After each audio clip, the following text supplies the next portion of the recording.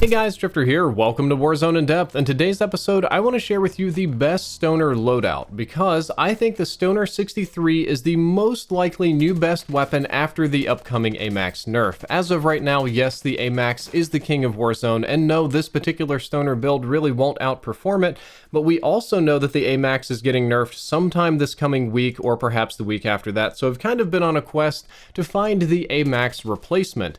And the Stoner has a very nice balance of fast time to kill, low recoil, and good bullet velocity, and I found a class setup that just genuinely shreds people. It was recommended to me as the insta-kill Stoner, and I don't think it's quite that fast, but it is really fast and effective, with the only real downside being that it's an LMG with slower handling stats, but that hasn't stopped us from having an LMG meta in the past. To briefly compare time to kills, I'm going to compare the Stoner 63 to the current AMAX, and you will see that at most ranges, the AMAX does outperform the Stoner, though the Stoner is basically the same in a nice little medium range area right there, which isn't too bad. However, this really isn't the picture that we want to look at the most because, again, the AMAX is getting nerfed. If you compare the Stoner 63 to the next best replacements, being the Farah, the M4A1, and the Bruin Mark 9, you'll see that the Stoner outperforms pretty much all of them at most ranges, with extreme ranges, the Bruin and the Farah doing a little bit better, but those weapons have debatably worse performance in other areas. So in order to explain why this is so good and what you should be using, today I'm going to be breaking down every single attachment of this loadout to tell you what it does and why you should be using it. If you don't have the Stoner leveled up, the Big Smoke variant for 420 you can pick up in the store will put you really close to having all of the best attachments, plus it kind of just genuinely looks hilarious. You can use code Drifter for this, all caps O is a 0, sponsored by Activision, if you just want to buy it. If not, no worries, because this really isn't like the optimal setup. The best setup is you want to use the Agency Suppressor, because you get a lot of benefits right there, Task Force Barrel, which we'll talk quite a bit about today. I personally like the Vision Tech 2X, but there are other choices. The Field Agent Grip, because that has the most recoil reduction with the least penalties, and the 150 round fast mag. So that's the short version of it. Let's jump into the details so I can tell you why you should be running these things. First of all, the Agency Suppressor will keep you off the radar, which is a godsend. It'll cut your vertical recoil by about 5%, give you 25% bullet velocity, 10% range, though it will slow your aim down sights time by about 25 milliseconds, which is kind of like a frame and a half, and it won't be noticeable for most players. The bullet velocity and the recoil control are probably the best parts of this. The Stoner already has pretty good bullet velocity. I think the base bullet velocity is 600 meters per second, but we're going to keep boosting that up until it's nearly 1200 a day, which is just kind of absurd. Then we're going to run the Task Force Barrel on it, which will give 57% bullet velocity again and 30% range again, so our range and velocity are getting boosted. Plus, you're going to get some strafe speed. For a light machine gun, it's not as effective as the SMGs and ARs, but a little bit faster strafing and handling can be very helpful in gunfights. And as you saw in the very last Warzone In-Depth episode, the recoil penalties for the Task Force Barrels are minimal on almost every single weapon. So even if the Stoner did have a recoil penalty, which I wasn't able to test for or tell that it did, but let's say one that's so minor that I'm not able to visually recognize it, well, we're still going to be getting some recoil reduction from the Agency Suppressor and from some of the other attachments like the Field Agent Grip. The Field Agent Grip will reduce your horizontal recoil by about 15% and reduce your vertical recoil by about 7%. So again, even if the Task Force Barrel makes it kick worse, this attachment will pretty much completely eliminate that. The only real downside it has is that it'll slow down your shooting moving speed, but you're not going to be moving a whole lot while shooting this weapon to begin with. You can use any optical attachment that you feel comfortable with. However, my favorite optics and the ones that I'm going to recommend are the Susat Multi-Zoom, because that'll be 2x and 4x on a nice clean optic, or the Vision Tech 2X. Most of the gameplay you're seeing right here is with the Vision Tech 2X, because I found that with the multi-zoom, I don't actually use the 4X that much, and the Vision Tech 2X was part of the silly green Stoner skin, so I just wanted to keep that going, but it's ultimately up to you. There's really no bad optics. I don't think iron sights are going to be the way to go on this one.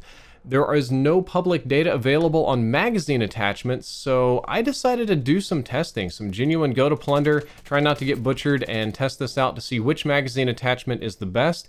I wanted to measure them for aim down sight speed effects and actual reload times, so I'm going to have to present the data a little bit goofy here. But here goes. The base reload time on the Stoner is 4.2 seconds, 4.20 seconds, perfect for the Stoner gun. I think they did that on purpose, a little stats joke for people like me that dig through it. Stoners for stoners, right?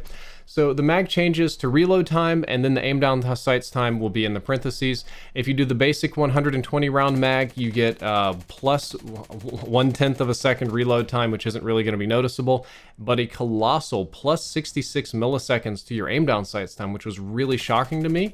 The 150 round mag had no change in reload time and only about a 2-frame penalty to your aim down sights time, so it's just statistically superior to run the 150 round mag. Fast mag will shave off 1.1 seconds on your reload time, doesn't really affect your ADS. The Vandal speed mags are kind of the same. That'll shave off 1.3 seconds and doesn't really affect your aim down sights time, but there's two we want to talk about: the speed mags. The 120 round speed mag and the 150 round speed mag are statistically identical to each other. They shave about a half second off your reload, give you bonus ammo, and have the same 2-frame aim down sights time penalty. So comparing and contrasting all of these, I think you're going to get the most benefits out of the 150 round speed mags, because it's tied for lowest penalty with the big mags, but with the most ammo and the fastest reload time. Or if you want to run the Vandal speed mags and stick with the 75 round mag, which is plenty big for this particular setup, it'll work just fine. You get the fastest reload with no aim down sights time penalty, so that is going to be the optimal way to run this weapon. Of note, a lot of the gameplay, I'm running the 120 round speed mags just because I like the hilarious like zombie smoking weed on the side of it, but it's not really an optical setup. I was just kind of doing that for funsies on stream. If you want to change this up a little bit, I think the best ways you could do that would be ignoring a magazine attachment to put something else on there. And if you wanted to just run the base mags, I want to offer you a little bit more advice that the rear grips are almost not useful at all. Very few of them offer any real tangible benefits to the weapon. Maybe 2 frames faster ADS to cancel out the suppressor attachment, but it's still a really slow handling weapon. However, Raider stock is also a tempting choice. The Raider stock will give you faster sprint out time, it'll give you much faster strafing speed, but it will also butcher your hipfire ability, but you really shouldn't be hipfiring with this weapon as well, so don't hipfire with the Stoner, it's not great for that. But the Raider stock is an interesting one if you don't want to run magazine attachments. After you've done all of this stuff, the end result is that you're going to get a weapon that isn't the best at hardly anything. This particular Stoner won't be ranked number 1 anywhere, but it will be the 2nd or 3rd best at everything. Will it have the fastest time to kill in the game? No, but it's in the top 5 easily. Well, will it have the best range in the game? No, but it's very competitive at most ranges. Does it have the fastest bullet velocity in the game? No, but I think it's top 3. I think it's top 3 for best bullet velocity on things that aren't sniper rifles. Well, does it have the lowest recoil in the game? Well, no, but the recoil is very low and it's very controllable and it won't be hard to hit headshots and stuff.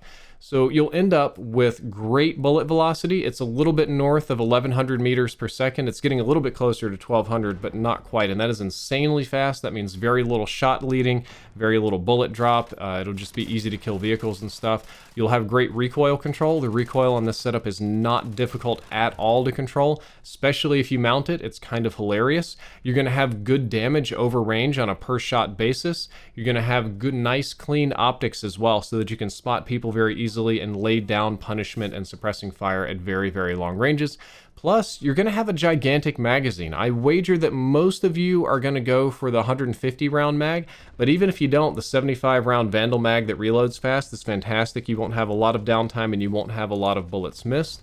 So the only downside to this weapon, to the Stoner, is that it's going to have slower handling than an assault rifle. It's going to run a little bit slower than an assault rifle, but it's not going to be that much slower or that much worse than a fully kitted Modern Warfare 19 weapon. A lot of the attachments that boost range and cut recoil and stuff like that on the Modern Warfare 19 weapons significantly slow down their handling, such that if I were to fully kit the AMAX and put it side by side with the Stoner, from a handling perspective, the Stoner is going to be only 1 to 2 frames slower than the AMAX in pretty much every category. You'll have an assault rifle and an LMG that effectively have the same like aim down sights and sprint out time and stuff like that.